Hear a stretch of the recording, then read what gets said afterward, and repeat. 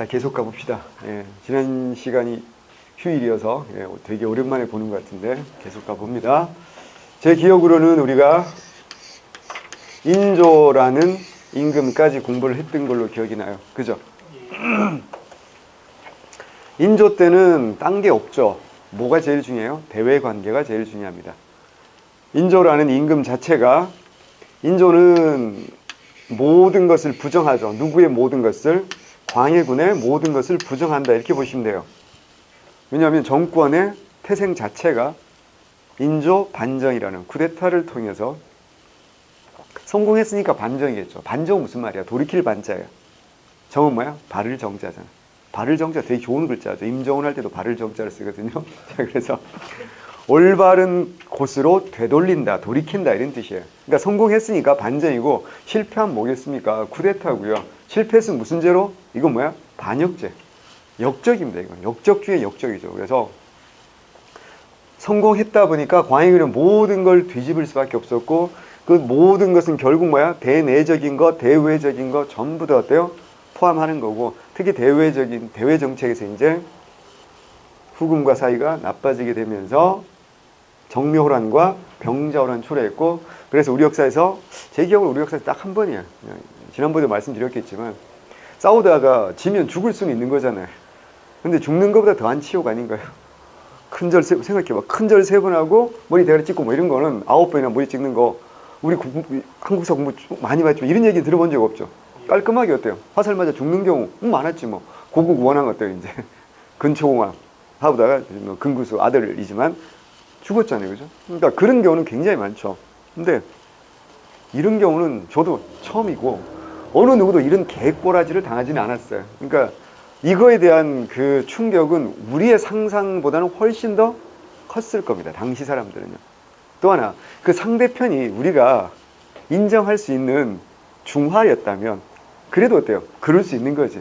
물론 그랬다면 우리가 개기진 않았겠지만, 근데 이건 우리가 업신여기도 누구야? 오랑캐였잖아. 생각해봐요. 우리가 마동석한테 맞으면 어때요? 그냥 아픈 거일 뿐이야. 그냥. 그럼 마동석 형이 때리면 누구나 다 맞아야지. 뭐 어떡할 거야.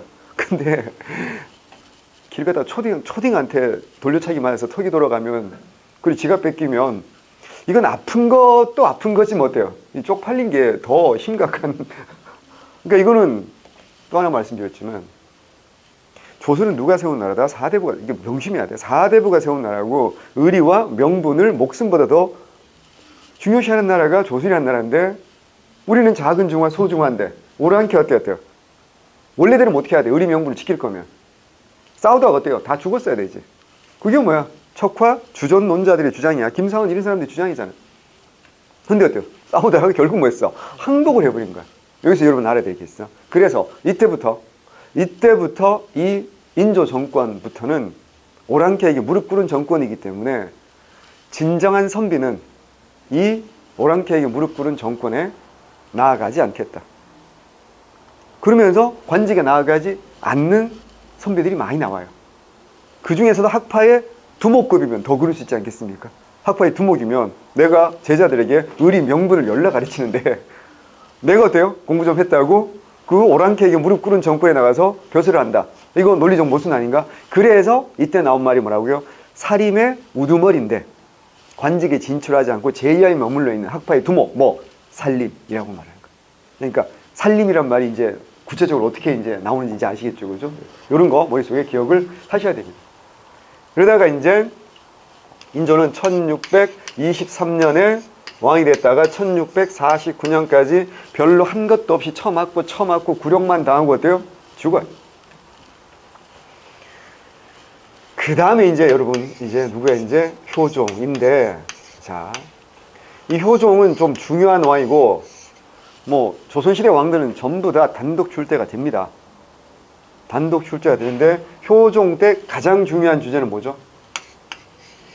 북벌이라는 거예요. 그러니까 조선 후기에 아주 중요한 주제 중에 하나 뭐라고요? 북벌이란 주제입니다. 근데 공부를 좀 하신 분들은 알 겁니다. 북벌은 한 번이야, 두 번이야? 2번 나와요. 뭐지? 북벌 한 번 아닌가? 라고 생각하는 사람도 있을 텐데, 북벌은 2번 나옵니다. 자, 1차가 있고요, 2차가 있어요. 1차는 당연히 어때요? 효종 때 북벌입니다. 그럼 2차는 언제 하늘? 숙종입니다. 오, 잘했어. 역시. 이게 마일리지는 무시할 수 없어. 이게 공부를 얼마나 했냐, 이거 정말 무시할 수 없다니까. 잘했어, 소영. 자, 유튜브 스타 되는 거야, 소영.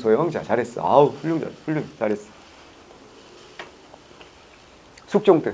자, 그러면 이제 두 번 알았어. 1차와 2차가 있어. 시험 문제 주로 나오는 건 몇 차야? 1차입니다.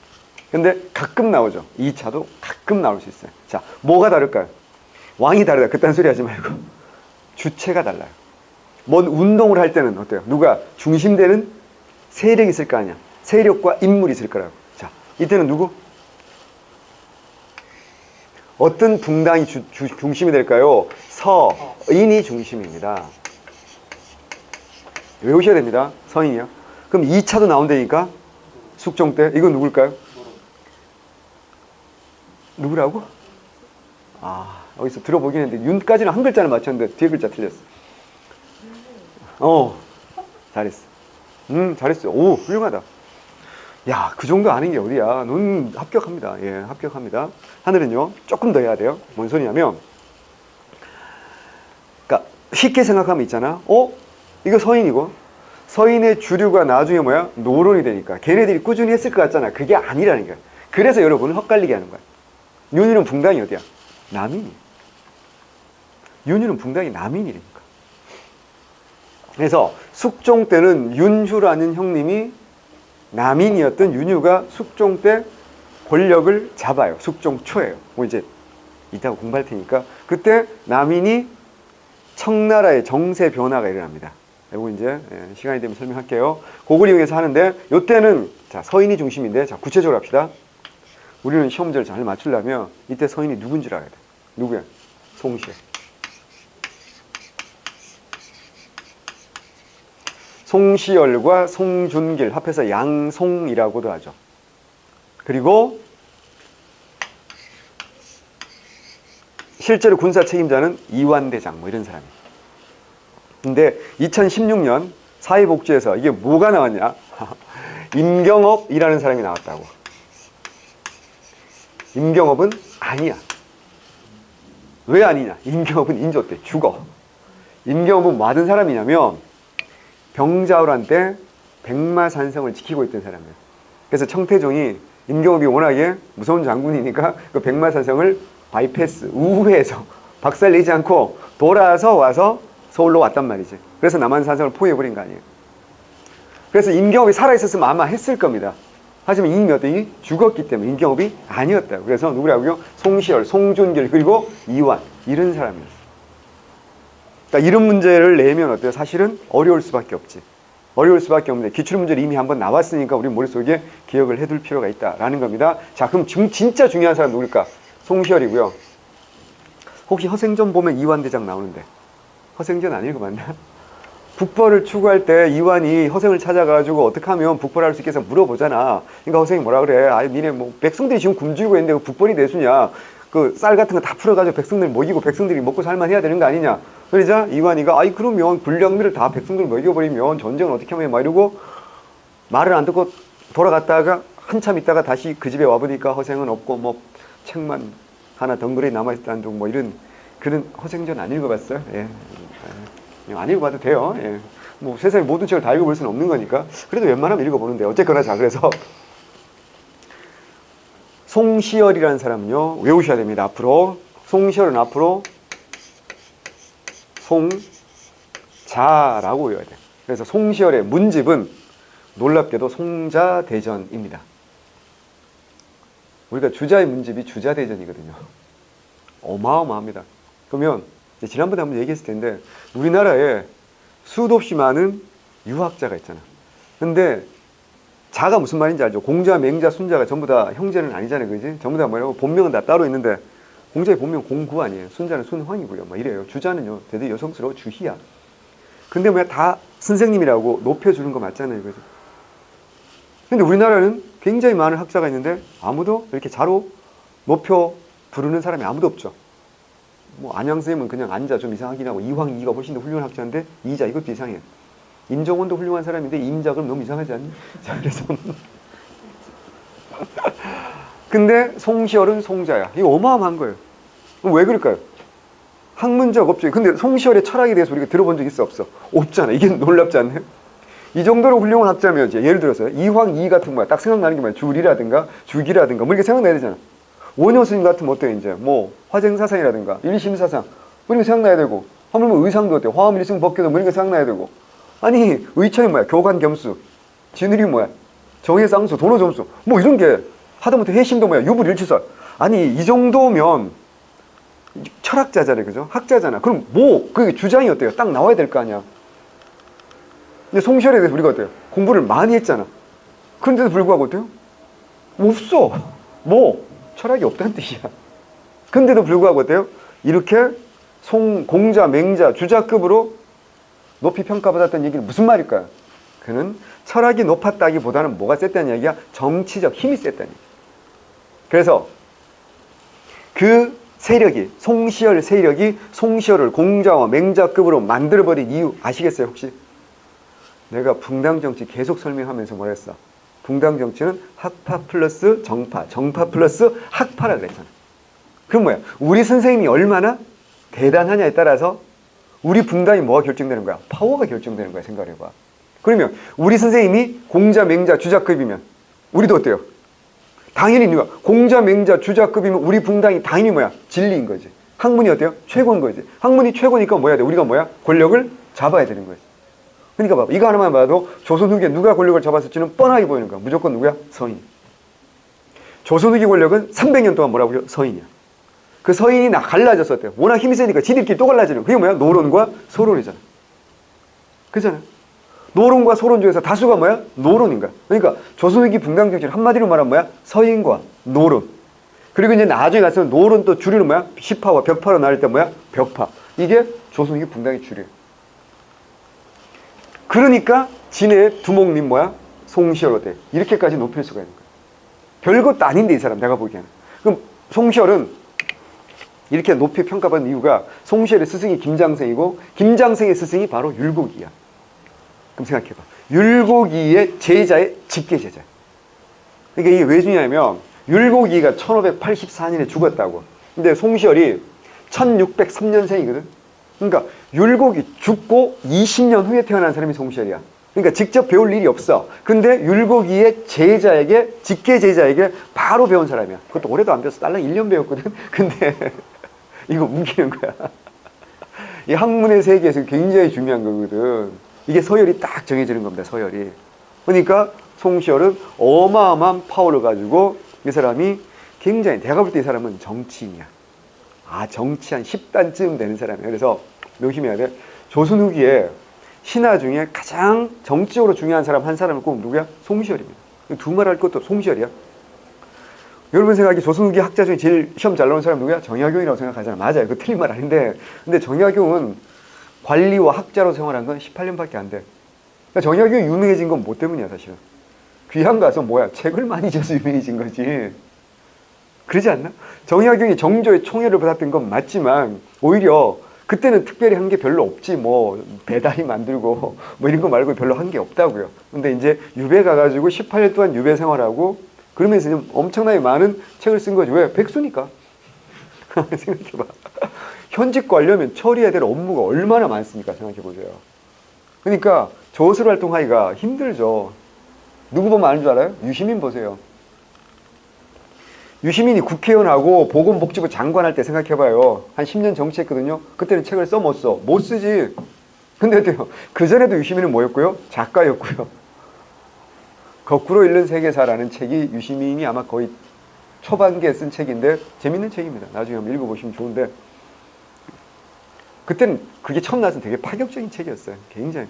저도 여러 번 읽어봤는데 그게 왜 쓴 거냐면 그 도피 생활하면서 도피 자금이 없으니까 이제 그리고 이제 알바 그 전문 작가가 아닌데 알바 형식으로 쓴 게 막 베스트셀러가 돼버렸으니까 어마어마한 거죠. 그리고 정치 끝내고 또 책 엄청나게 쓰잖아. 지금은 이제 여러분 유시민 잘 모르잖아. 그냥 작가로 알고 있잖아. 막. 대충 알쓸 신작에 나와서 아 똑똑한 형, 뭐 오빠 뭐 이렇게 알고 있잖아요, 그렇죠? 근데 하여튼 그러니까 유시민이 정치를 계속했으면 책 못 썼을 거라고. 근데 정치 때려치고 나니까 책 엄청 많이 쓰고 돈도 많이 벌고 지금 훨씬 더 유명해지고 호감형 되지 않았어요? 내가 볼 때 관상도 바뀌었어. 정치할 때는 엄청 날카로웠는데 지금은 관상도 바뀌었어. 뭐 그게 중요한 게 아니고 자, 중요한 사람 누구라고요? 송시열입니다. 정치적으로 송시열을 이걸 이해해야 돼. 무조건. 이 송시열은 효종의 스승이었어요. 효종이 왕이 될 복림대군 왕자일 때 학문을 가르치는 스승이었어요. 근데 자기가 가르치던 왕자가 어떻게 됐어요? 끌려가 버린 거야, 인질로. 그래서 자기 고향으로 내려가는 거야, 충북 괴산으로. 그래서 학문 연구하고 있었어요. 그러다가 이제 효종이 어떻게 한다? 8년 동안 인질장 끝내 와서 왕이 된 거지. 문제는 효종은 뭐 하고 싶어? 북벌하고 싶어. 근데 북벌을 혼자 살 수가 없잖아요, 생각해봐. 자, 그러면 당시 우리가 청나라에 무릎 꿇었으니까 우리 조선 조정에서 친청파가 있을까요, 없을까요? 자, 일제시대 친일파 있어, 없어? 있지. 원나라 간섭이 친원파 있었어, 없었어? 있지. 이때 친청파가 없으면 우리 조상이 아닌 거지. 우리 DNA에 있는 거예요, 그지? 미안해. 다시, 그래서 그 친청파의 쓰레기가 누구냐? 김자점 같은 쓰레기야. 그런 쓰레기를 데리고 북벌할 수가 있어, 없어? 없잖아. 그러면 네가 효종이면 어떻게 해야 돼? 가장 믿을 만한 사람을 모셔야 되지 않겠습니까? 그게 누구야? 자기의 스승이었던 송시열을 모셔. 그래서 살림 이런 사람들은 관직을 안 한다니까. 근데 왕구한테 독대를 딱 하는 거야. 그래서 내가 조건을 딱 내걸겠지. 이거 하실 거면 제가 관직할게요.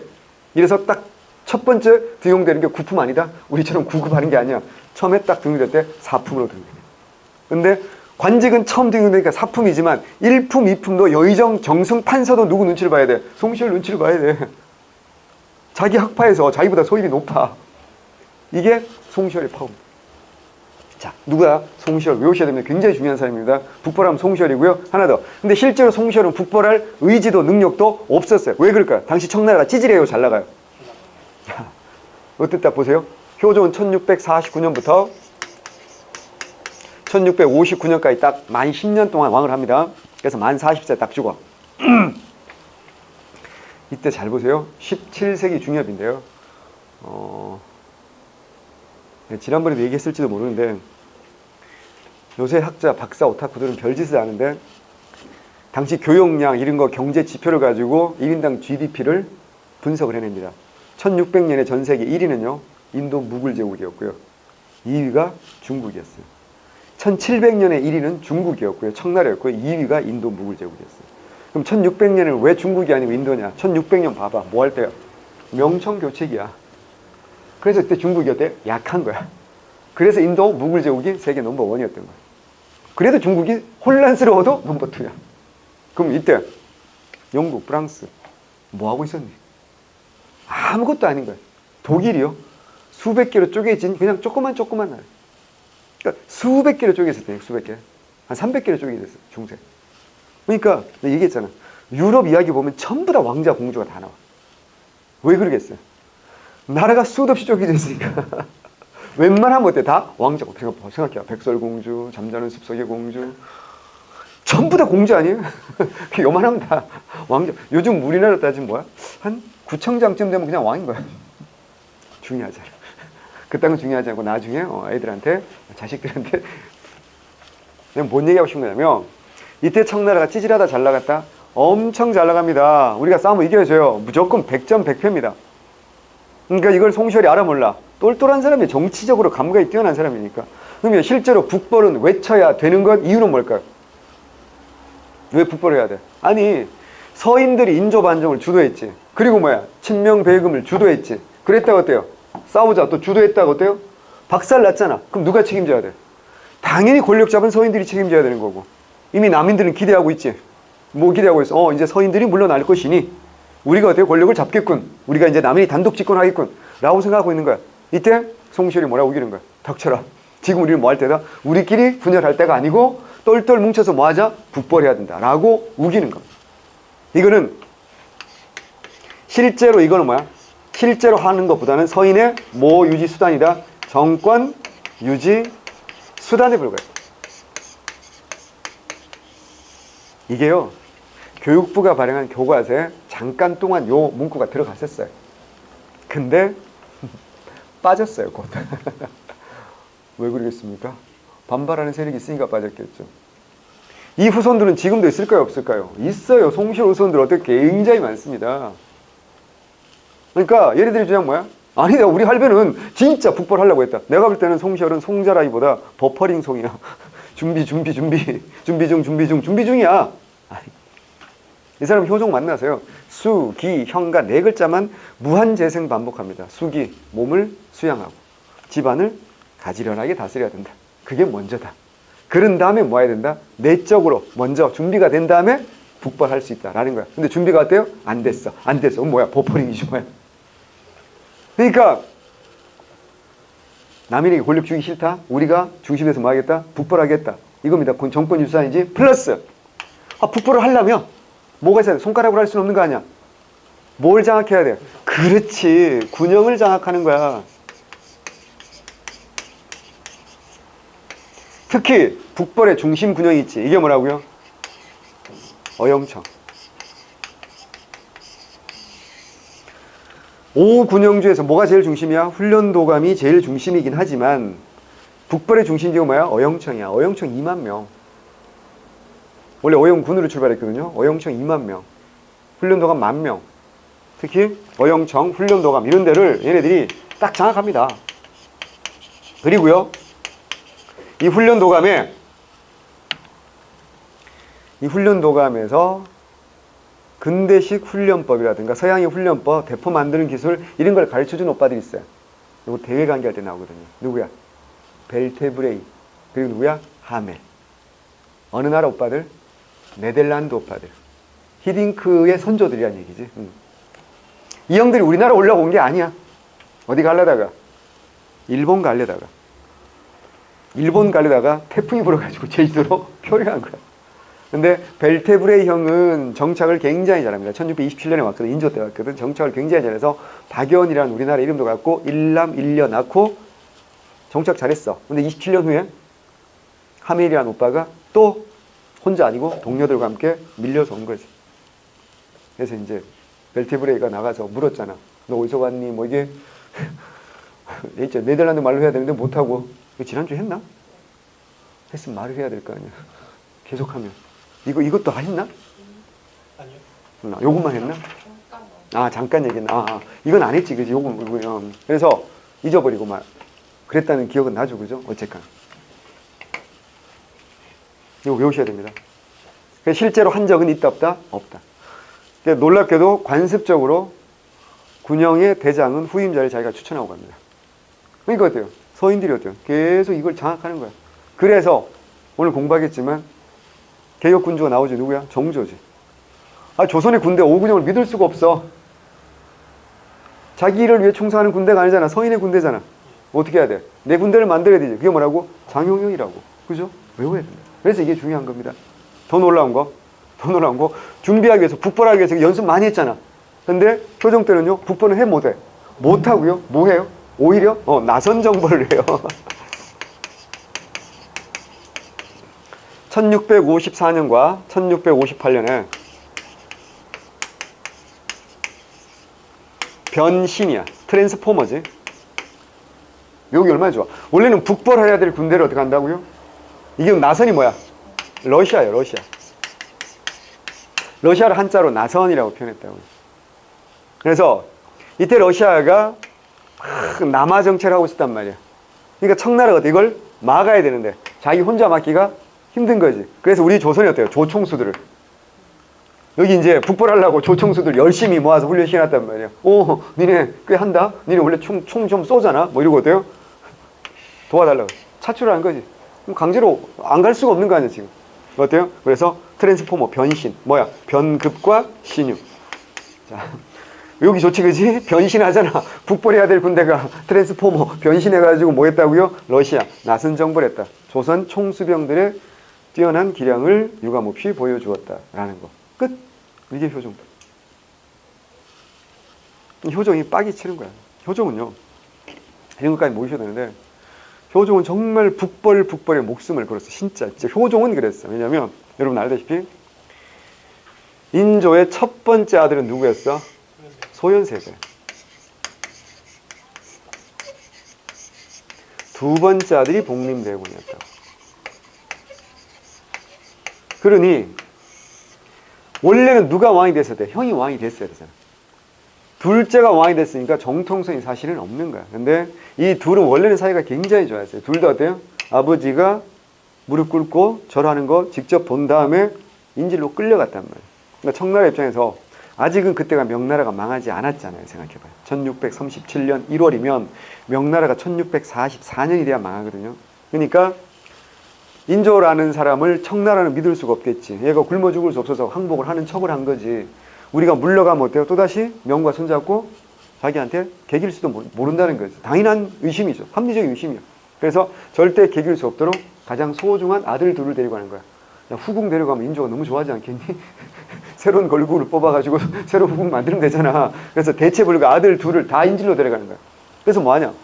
조금만 조선이 어때요? 잘못하면 얘를 죽이겠다는 거야. 그리고 명과 전쟁할 때 얘네들을 앞장 세웁니다.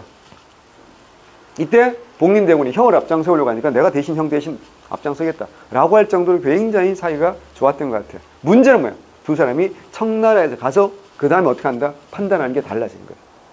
소현수는 대단히 오픈 마인드를 가진 사람이어서 끌려갈 때는 정말 이를 박박 갈면서 끌려갔겠죠. 근데 막상 가보니까 청나라가 오랑캐라고 상상했는데 엄청 뭐야? 발전한 거지. 그럼 뭐 하자? 배우자 라는 생각 가진 사람이 소현수예요. 현실을 인정하자는 거죠. 그러니까 어때요?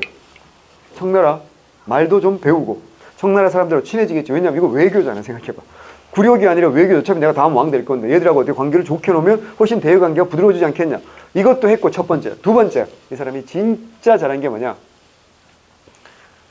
당시 청나라는 오랫동안 전쟁이잖아. 누구와 전쟁이야? 여기 만주족이잖아요. 그죠? 청나라는. 이 청나라는 만리장성을 못 넘어가고 있었어요. 말이죠. 여기 명나라가 맛이 가겠는데 원숭안이라고 아주 멋진 장군이 딱 지키고 있어가지고 10년 넘게 이걸 못 건너가는 거예요. 그래가지고 싸우다가 총 맞아가지고 말에서 굴러떨어지고 결국 그 후유증으로 누르하치가, 그 당대 영웅 누르하치가 죽을 정도예요. 그 정도로 못했어요. 그러니 명나라와 오랫동안 전쟁이니까 이 교육 루트가 어때요? 끊어졌겠죠. 근데 얘들은 유목민족이니까 기본적으로 뭐 해야 돼? 농경민족과 교류를 해야지 먹고 산단 말이에요. 이게 안 되니까 누구랑 교류할 수밖에 없어. 조선과 할 수밖에 없는 거야. 이때 청태종의 8번째 왕자가 찾아와요. 그러니까 이제 자기는 정치에 관심이 없다는 거지. 그래서 소현세한테 니네는 네가 알아서 조선에 필요한 뭐 농기구라든가 식량이라든가 이런 거 네가 조달해주면 우리가 알아서 뭐 말이나 모피 뭐 이런 거 해서 교환해서 우리 돈 벌자 이렇게 된 거지. 근데 소현세자의 부인이 세자빈 강시성을 가진 강빈이라는 언니인데 이 언니가 머리가 무지하게 좋은 언니여서 이거를 콜 받아들여서 떼돈을 봅니다. 장사를 해서. 그래서 만약 이 장사에서 떼돈을 벌어서 그걸로 어때요? 맨날 술 처먹고 클럽 다니고 이랬으면 어때요? 우리가 좋아할 이유가 없겠죠. 뭐 했다고요? 이때 끌려간 우리 조선 포로들 있잖아. 아, 영화 봤잖아. 최종병기 활에 보면 결혼식 하는 날 그 언니 이름 뭐지? 문채원인가? 2011년 박해일 주연의 최종병기 활 몰라? 아, 그때만 해도 박해일 오빠 멋졌는데 내가 볼 때 은교 때까지도 괜찮았어. 근데 이번에 상류사회는 폭망한 것 같은데 박해일 오빠 어쨌거나 그 결혼식 할 때 그게 병자호란 때입니다. 마을 사람도 어때요? 다 죽이디 잡아가디 잡아가잖아. 남자들은 어때요? 개기는 남자들은 죽여요. 근데 바지 이렇게 걸고리 이렇게 딱 걸어가지고 목에 딱 걸어가지고 질질 끌고 가잖아. 잡아가면 동서고금을 막론하고 뭐야? 노예시장은 열리는 거죠. 그래서 어떻게 한다고? 엄청나게 많은 사람들 돈 번 걸로 풀어준다 그랬잖아요. 이러니 일부 사람들은 돌아올 것이고 일부 사람들은 처자식 다 이런 사람들은 거기 앉아서 소현수를 모시고 있는데 이 사람들하고 또 뭐 한다 그래서 농사를 짓는다 그랬잖아요. 원래는 이제 청나라가 쌀 같은 것도 많이 주고 그랬는데 시간이 지나니까 네가 알아서 해 막 이래가지고 이 사람 들고 농사 지어서 또 돈을 엄청 벌었죠. 농사를 얼마나 열심히 짓겠어 생각해봐. 막 노비로 살다 죽어야 될 운명인데 막 소현수가 풀어주고 막 했으면 여러분이 한국사 공부하듯이 농사 짓진 않았을까요? 그지? 정말 생각날 때 한번 해볼까? 뭐 그러진 않았을 거라고. 정말 영어 공부하듯이 매일매일 열심히 했을 거란 말이에요. 이것도 돈 벌어서 또 노비 사줘. 풀어주고 하니까. 이 돌아온 사람들이 어때요? 소현수의 칭찬이 하늘을 찌르겠지. 그럼 인조가 어때요? 기뻐해야 되지 않나? 왕이 해야 될 일을 아들이 대신하잖아. 기뻐해야 될 인조가 어떻게 한다고요? 국정원을 보내가지고 감시를 합니다. 그리고 질투합니다. 공개석상에서. 새끼가 하라는 공부는 안 하고 장사놀이에 빠져있다고. 장사놀이. 왜냐면 조선은 성리학 국가지. 봐봐. 사, 농, 공, 상이지. 조선은 성리학에서는 상업이 전통적으로 뭐라고요? 말업이라고 하잖아. 마지막에 굶어 죽을 수 없어서 하는 일이 상업이에요. 그러니까 이거 하면 안 되는 건데 왜 왕자가 다음 왕이 되기 위해서 성리학 공부해야 되는데 왜 이 땅 가고 있냐고 공개적으로 디스하는 게 인정입니다. 그럼 사이가 많이 나빠져. 그리고 그러다가 듣기만 해. 청나라가 드디어 명나라를 먹은 게 아니고 명나라가 망하는 건 내분으로 망합니다. 명나라가 맛이 가자 이자성이라는 오빠가 있었어요. 어디서 많이 들어본 이름 아닌가? 신세계. 그치? 신세계 봤지, 그지? 신세계에서 이정재가 이자성으로 나오잖아. 신세계 봤잖아. 이자성. 아, 진짜. 신세계 안 보면 어린이지, 어린이. 나이를 막론하고 신세계를 안 봤으면 어린이야. 자, 난 한 5번도 넘게 본 것 같아, 신세계. 진짜. 이자성이 농민반란군 30만 명 일으킵니다. 근데 청나라의 딜레마죠. 뭐야? 청나라 최정예 병사들 어디를 지켜야 돼? 어디를 지켜야 돼? 아, 명나라 미안해. 명나라 최정예 병사 어디를 지켜야 돼? 여기 만리장성 지켜야 될까 하면 여기 아주 유명한 산과 바다가 만난다 그래서 산의 관이란 요새를 지켜. 이 요새를 넘어오지 못하는 거야. 10년 넘게. 여기 무려 50만 명의 명나라 군대가 지키고 있어. 이걸 지키던 장군 이름이 되게 맛있어 보여. 오삼계. 오삼불고기, 뭐 삼계탕, 어떻게 해도 맛있는 이름이야. 어쨌든 오삼계 되게 고민하는 거지. 군대 정예 50만 동원하면 30만 물리칠 수 있지. 농민군 30만 그래봐야 오합지졸일 거니까. 근데 그럼 어때? 누가 좋아? 청나라 너무 좋아하겠지. 우물쭈물하는 사이에 자금성이 털려버립니다. 그래서 명나라 마지막 황제 의종은 자기 아들들은 농민 복장으로 변복을 시켜가지고 내보내고 자기 후궁하고 부인들은 전부 다 목을 매서 죽입니다. 그리고 자기도 뒷동산 올라가서 목 매서 자살합니다.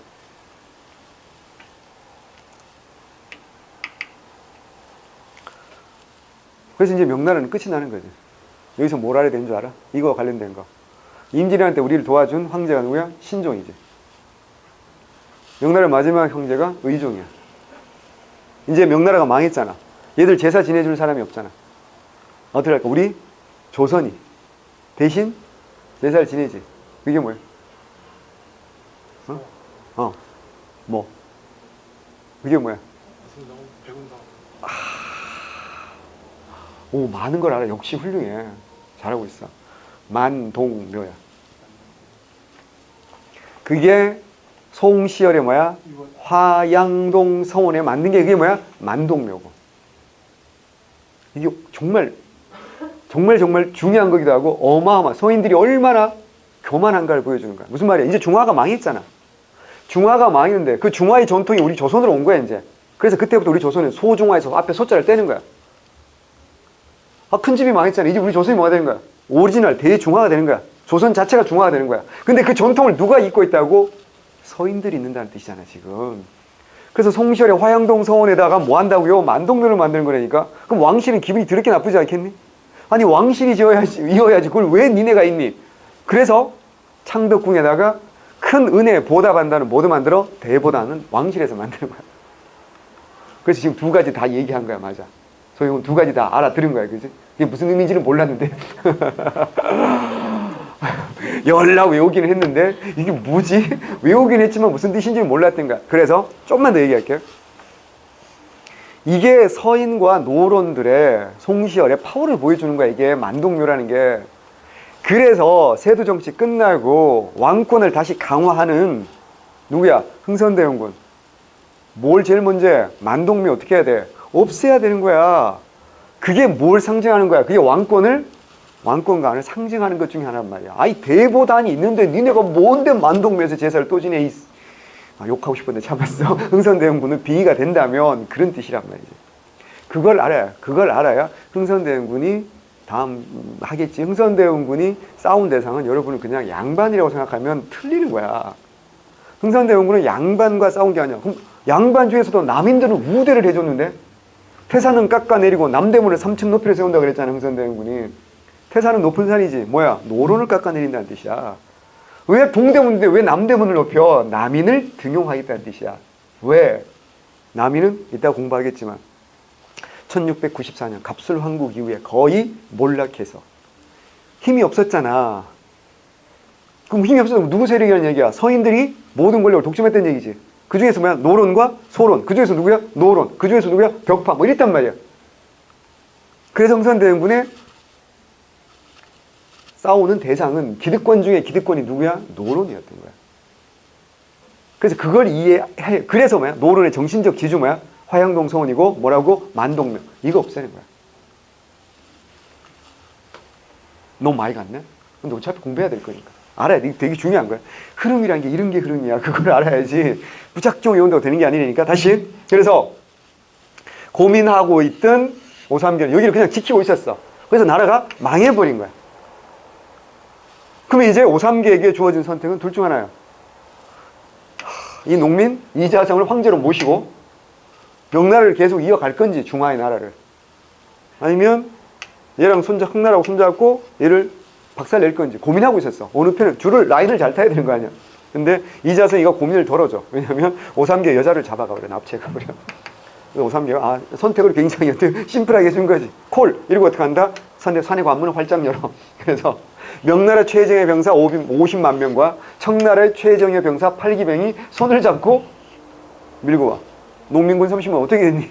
박살나겠지. 그래서 1644년에 명나라가 망하고 청나라가 드디어 이제 만리장성 안까지 들어오게 된 거야.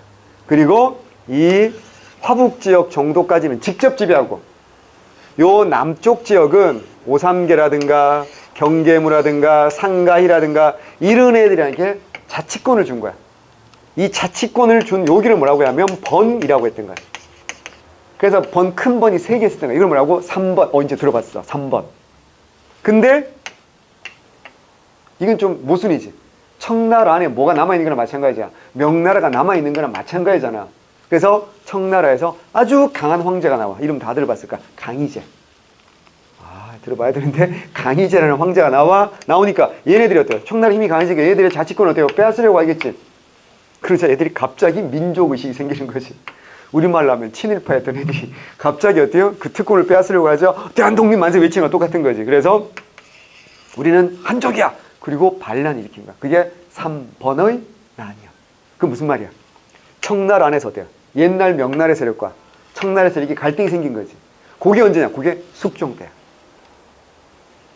그게 숙종 때이기 때문에 청나라가 지금 혼란에 빠졌지. 이때 누가 나서는 거야? 윤유 오빠가 나서가지고 청나라가 지금 3번에 나면 혼란스러우니 우리가 이때 뭐 하자? 북벌 해봅시다. 북벌을 구실로 이제 도채찰사부 만들고 군사권 장악하고 막 산성 쌓고 막 이랬단 말이야. 근데 이게 너무 어이없이 일찍 끝나고 그리고 남인 정권도 경신환국으로 어이없이 무너져 버리지. 그래서 2차 북벌도 실현되지는 못했어. 이해됐어요? 너무 많은 거랬나? 머리가 복잡한가? 아니잖아. 이 정도는 이제 알아들으셔야 돼. 조선 후기의 상황이 어떤지를 정확하게 이 정치적 흐름을 잡고 그 다음에 여러분 뭐 하는 거야? 이제 세세한 거 이제 외워나가면 되는 거거든. 그래서 효종은 북벌을 진짜로 알고 있어요. 그러니까 그 다음 얘기해야 되나? 어차피 이게 이제 예송과 연결되는 거니까 말씀드릴게요. 그럼 소현세자가 이제 베이징까지 들어갔어요. 베이징까지 들어가서 운명적인 만남을 합니다. 누굴 만나면 아다만 샬 형이라고 선교사를 만나. 들어봤지? 마테오 리치 형, 그 다음에 아담 샬 이런 사람이야. 아담 샬은 명말 청초까지 천문 관측하는 흠천가, 요즘 말로 우리 말하면 기상청장을 명나라 때도 하고 청나라 때도 합니다. 왜냐하면 이 사람은 중국 사람이 아니거든. 선교사거든. 근데 이 사람이 천문학의 최고 1인자야. 그래서 뭘 맞췄냐? 일식과 월식을 정확하게 맞춥니다. 이게 왜 중요한 줄 알아? 중국 황제는 우리가 뭐야? 하늘의 황제, 천자지. 천자마다 지금 하늘이 자식이니까 일식, 월식 정확히 맞춰야 되지 않겠니? 근데 지금까지 한 번도 정확히 맞춘 적이 없어. 모순이잖아. 근데 아담 샬이 정확하게 맞춰. 그만큼 이거 천문 발달한 거지. 그러니까 정권이 바뀌었는데도 계속 기상청장 하는 사람. 그리고 이 사람은 뭐야? 선교사야, 선교사. 그래서 이 사람을 만났으니까 자 여러분 소현세자를 생각해봐. 굉장히 오픈된 사람이라고 했잖아. 청나라 오랑캐한테도 문을 여는 사람인데 그 청나라가 엄청 발전했다고 믿었는데 더 발전한 게 또 누구야? 얘 아니야. 어떡할까? 싸울 일이 없겠지. 매일 이 사람 만났다 그래. 남당 교회 가가지고 베이징에. 그래서 아무래도 뭐야? 과학기술뿐만 아니겠지. 뭐까지? 천주교 사상까지 어때요? 영향을 받았겠지. 그리고 청나라 입장에서 이제 완전 이제 명나라가 없어지고 자기가 다 먹었잖아 이제. 그러면 소현세자 같은 사람을 인질로 잡아둘 이유가 1도 없는 거지. 오히려 소현세자는 자기들이랑 말도 잘 통하고 인조보다는 훨씬 더 믿을 만하지 않니? 그러니까 어떻게 한다? 너 이제 돌아가사. 이렇게 된 거지. 그러면 인조 입장에서 이건 아들이 오는 게 아니지 이제. 누가 오는 거야? 자신의 라이벌이 오는 거고. 저놈은 오랑캐기 빌붙은 놈이 오는 거 아니야. 어떻게 해? 돌아와서 딱 2달 만에 죽습니다. 8년간 인질 생활에서도 버텼는데 고국에 들어와서 딱 2달 만에 죽었다고. 사인이 뭐라고? 독살설이 유력하고요. 실록의 공식 명칭은 말라리아입니다. 돌림병으로 죽었는데 실제로 뭐야? 독살설이 아주 유력합니다. 왜냐하면 이 사람이 아파서 시름시 말았는데 어이가 침을 놔주고 정확히 3일 만에 죽거든요. 그러면 어이가 침 넣고 3일 만에 죽었으면 어떻게 해야 돼? 그 어이가 처벌을 받아야 돼? 안 받아야 돼? 정당한 진료를 했더라도 왕자나 왕이 죽으면 어이는 기본적으로 처벌을 받아요. 그런데 단 하나의 처벌도 받지 않습니다. 왜? 인조가 철저하게 쉴드 쳐줍니다. 그리고 소현세자 죽은 염을 하잖아. 장례할 때. 여기에 참여했던 사람들의 증언에 의하면 얼굴이 새까맣게 타들어갔고 모든 구멍에서 피가 나왔다. 이건 뭐야? 전형적인 독살이죠. 소현세자만 죽은 게 아니야. 소현세자 부인 강씨도 죽입니다. 근데 뭐 잘못하면 죽을 수도 있는데 혐의가 뭔지 아세요? 시아빠 인조를 독살하려는 혐의가 있다. 증거는 없어. 전형적인 관심법으로 죽여. 자, 그래 소현세자가 엄마 아빠 다 죽었지만 아들이 셋이나 있었거든. 그럼 어때요? 당연히 적자의 적자, 세자, 세 손이 왕하는 게 정상 아닌가? 이게 정상이잖아. 근데 셋 중에서 2를 죽입니다. 마지막 얘는 차마 대를 끊지 못한다. 이래가지고 마지막에만 살려놓는 거야.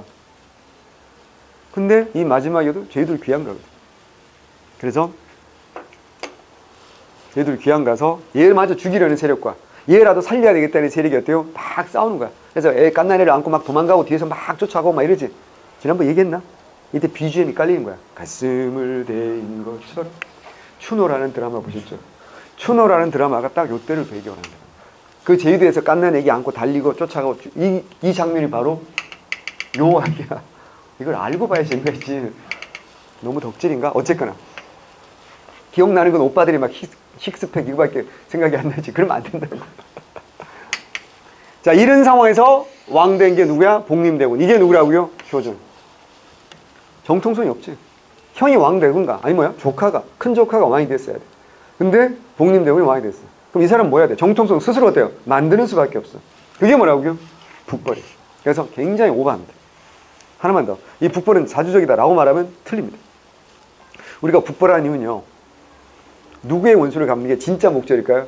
우리가 부모님처럼 섬기는 뭐야? 명나라의 원수를 갚는 거야. 그럼 북벌의 전제는 뭐라고? 우리가 명나라의 자식이라는 그 전제 조건이 뭐야? 북벌의 이유야. 그래서 이건 뭐라고? 자주적이라기보다는 뭐라고요? 존화주의적이다 라고 표현하는 게 훨씬 더 정확한 표현. 외우셔야 됩니다. 이 북벌을 위해서 효종은요, 왕 되자마자 효종이 정말 상남자 중에 상남자거든요. 술을 끊습니다. 술을 끊을 수 있어요. 심지어 여자를 끊었어요. 전기를 훼손하면 안 된다. 그리고 벌크업, 운동을 어마어마하게 해서 관우가 흔들었다는 청룡 언어도 60근, 60근이면 24kg 아니에요. 이걸 젓가락 돌리셨다고 합니다. 형은, 태용 형은 무슨 의미인지 아시겠죠, 그죠? 예. 가벼워요, 무거워요, 24kg? 엄청 무거운 거예요. 야, 66이 30, 어마어마하죠. 물론 이제 그 도량형은 시대마다 조금 단위가 다르긴 한데, 장난 아닙니다. 저는 그거 이거 막 벤치프레스도 그거 못해요. 근데 그걸 한 손으로 막 흔들었다고 할 정도니까. 그래서 이 형이 워낙에 벌크업을 많이 해서 죽은 다음에 관을 스탠드하다하게 짰는데 관이 모자라. 그래 관을 다시 짰어요. 아 진짜요. 공무원들이 그죠? 참 그러면 안 되는데. 이러고 북벌 외쳐. 이게 아니면 자기도 아는 거야. 조선은 을이 명분이니까 자기가 왕이나 될 이유가 없기 때문에 이걸로 가지고 신하들이 끌고 가는 거지. 그래서 송시열은 마지막에는 그러니까 송시열과 효종이 갈등합니다. 10년 내내 준비했는데도 송시열은 아직도 버퍼링 송인 거잖아. 그래서 마지막으로 독대합니다. 효종과 송시열이. 진짜로 북벌할 거면 제가 선생님께 전권을 다 드리겠습니다. 아니면 지금 물러나십시오. 이 전문용어로 뭐라 그래? 갑분싸라고 하지. 갑자기 분위기 싸해지는 거 아니야. 이 둘 중 하나가 어때요? 없어져야 이제 이 갈등이 끝나는 거야. 정확히 요거 한 달 후에 누가 죽을까요? 효종이 죽어요. 나이는 송시열이 더 많아. 선생님인데. 효종이 죽어. 놀랄 거 없어. 앞으로 계속 이래. 자, 그래서 왕된 게 누구라고요? 현종. 예.